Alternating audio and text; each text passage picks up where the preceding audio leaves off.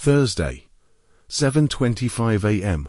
The kitchen was silent except for the ticking clock on the wall and the faint hum of the bathroom fan upstairs.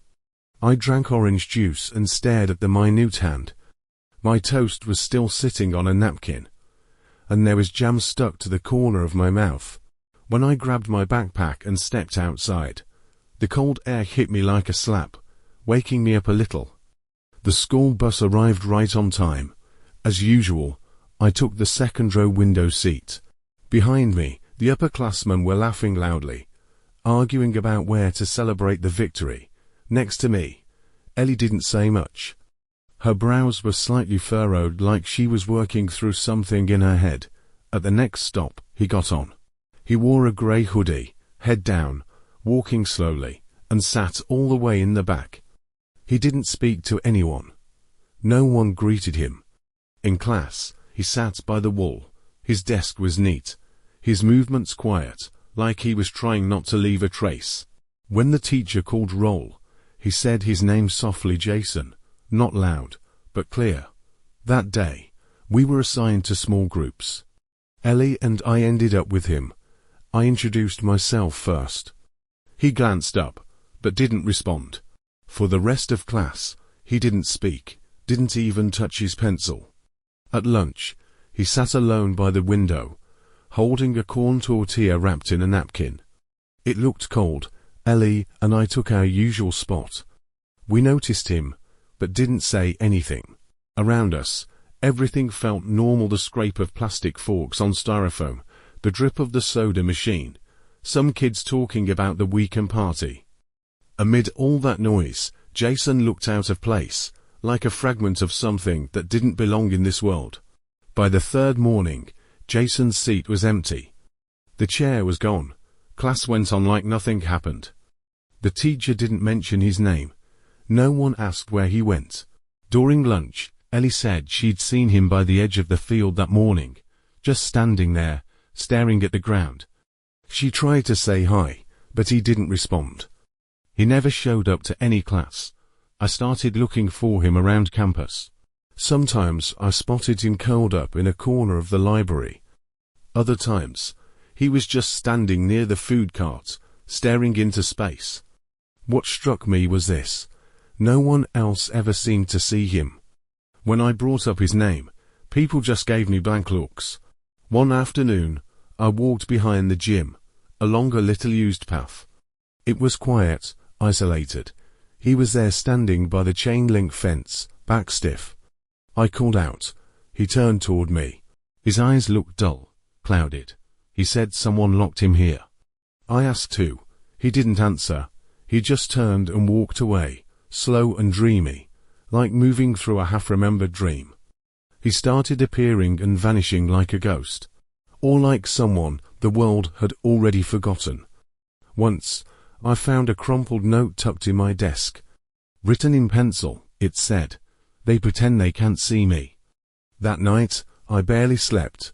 The cold stayed with me. One day at lunch, a police car showed up at the school gates. Two officers walked into the administration office. No one knew why. That afternoon in class, I couldn't focus. All I could think about was that note, the empty seat, and Jason's quiet, haunting presence. After school, I went back behind the gym. He was there again, standing in the same place. I asked him what really happened. His voice was calm, almost hollow. He said he was never meant to be here. Someone let him stay. Told him that if he behaved, he'd have a seat, just one seat, and wouldn't be sent back. I asked, sent back where? He didn't answer. He just lifted a hand and pointed to the rear door of the gym. I pushed it open. The air inside was cold, damp. It smelled like mildew and bleach. Against the wall, an old storage locker stood ajar. I opened it. Inside was a stack of worn-out folders. Each one had a name. One read, Jason L. Moore. Under notes, it said, "Admission terminated. Reason, behavioral issues. No notification given." I closed the cabinet. When I turned around, he was gone. The following Monday, The teacher announced the cancellation of a program called Community Integration Students. It had been a pilot plan for students from social welfare institutions. I asked about Jason. The teacher's face went pale. She said that 2 years ago, there had been a boy by that name who attended for 3 days. On the 4th day, he disappeared. The authorities came, but they never found him. Her voice grew quieter with every word, as though afraid of what she might stir up. I didn't say anything else, just nodded. Since then, that chair has always stayed empty. Sometimes, the room falls unnaturally quiet, and I find myself glancing at that corner. Every now and then, I swear I hear the soft scrape of a chair being pulled back just slightly. But when I turn around, there's nothing there. Only the chair, still tucked neatly by the wall.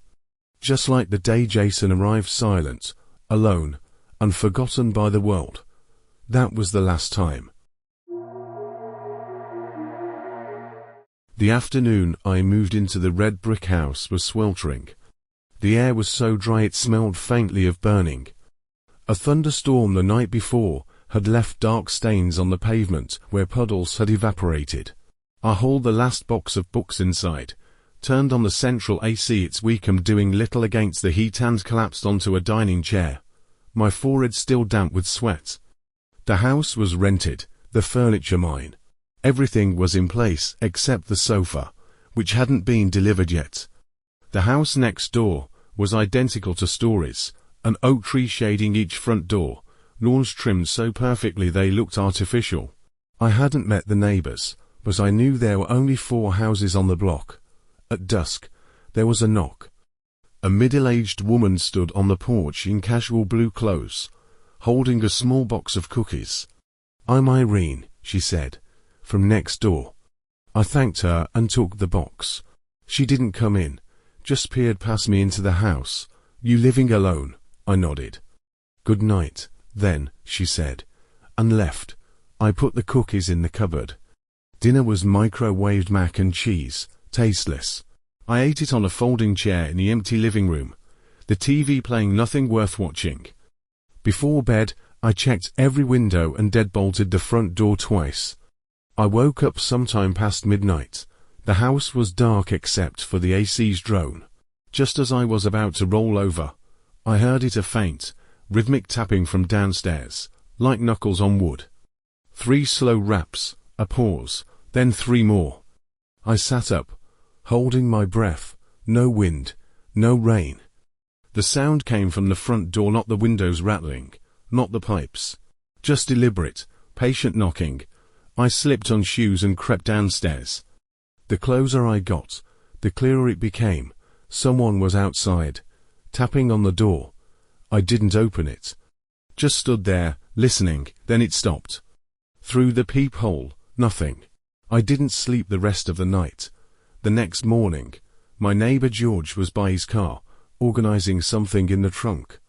Pale, in his 40s, he froze when he saw me. "You opened your door last night?" he asked suddenly.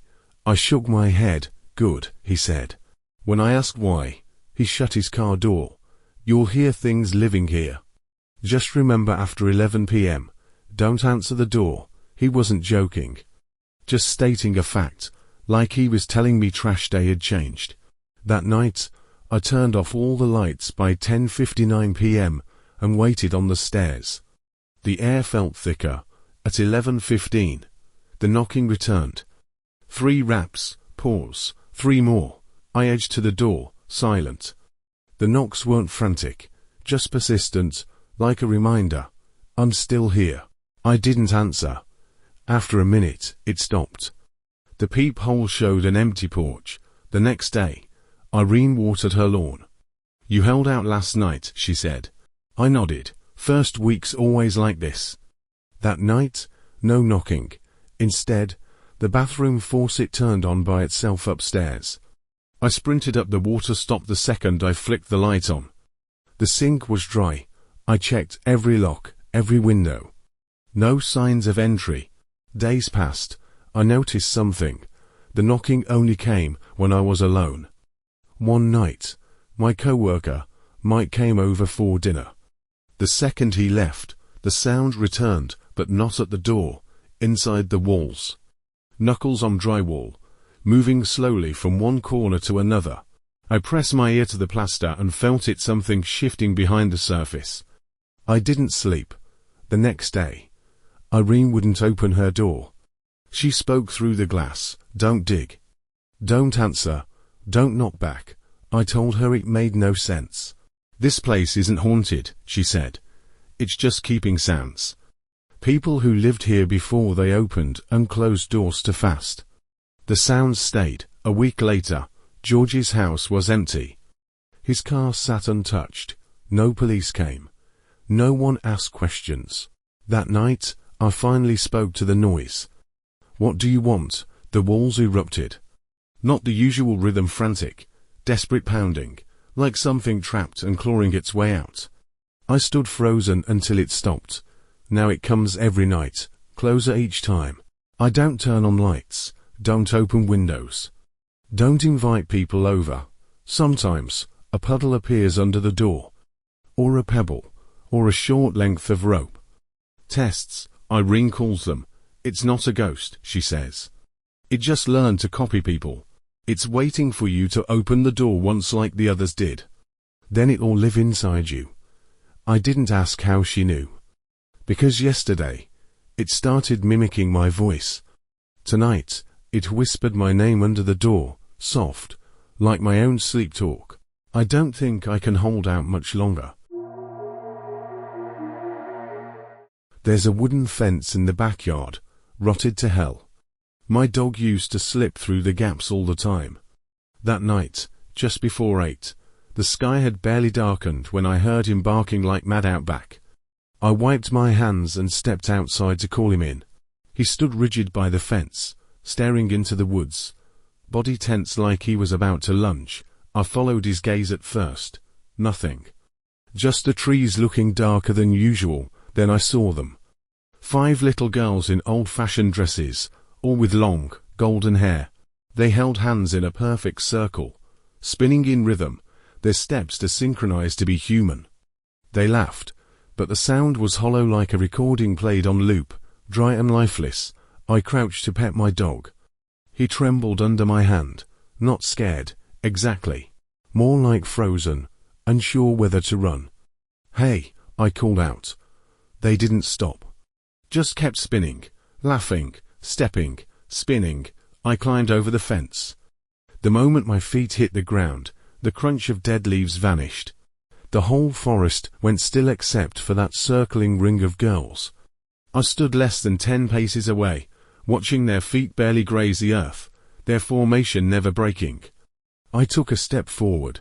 They stopped. 5 heads turned to me in unison, wearing identical smiles. For a second, the world went silent. No wind, no breath. Just that awful, frozen air. I stepped back. Their heads didn't move, eyes locked on me, but their bodies tilted backward like invisible hands were yanking them into the woods. Their feet still moved as if dancing, making no sound as they went. Within seconds, they were gone.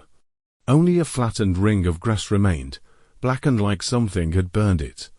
I left the back door open when I went inside. Couldn't stop seeing that circle in my head.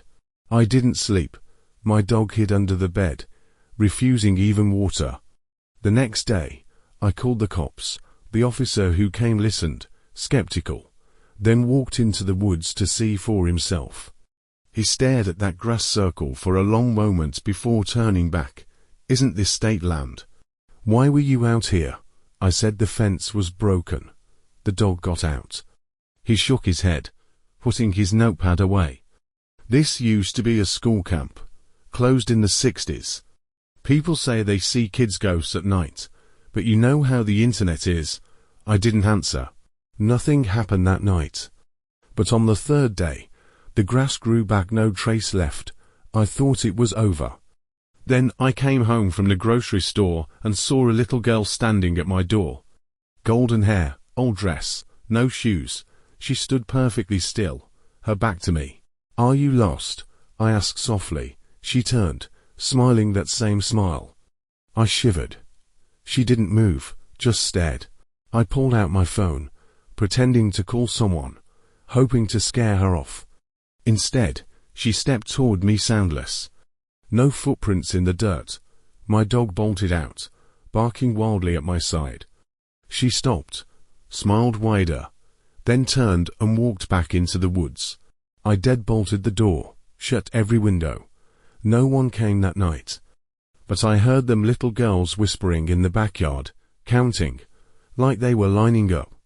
1, 2, 3, 4, 5, then starting over.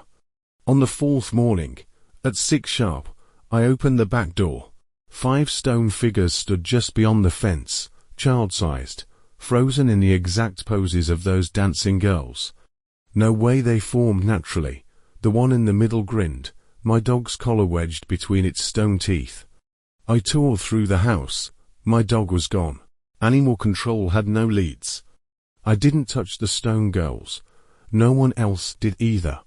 Every evening at 6, the dancing sounds returned, small shoes tapping dead leaves in perfect rhythm. On the 5th day, the stones vanished. I tried to leave. Made it 20 minutes down the highway before my gas light came on. The tank I'd just filled was bone dry. I pulled up GPS. The only location listed was home. When I turned around, 5 little girls stood at the edge of the woods, same smiles, same dresses, holding hands, blocking the road. Now I don't go outside, don't turn on lights. If I don't look at them, they don't come closer. But I know this won't last. Their game always has a next move.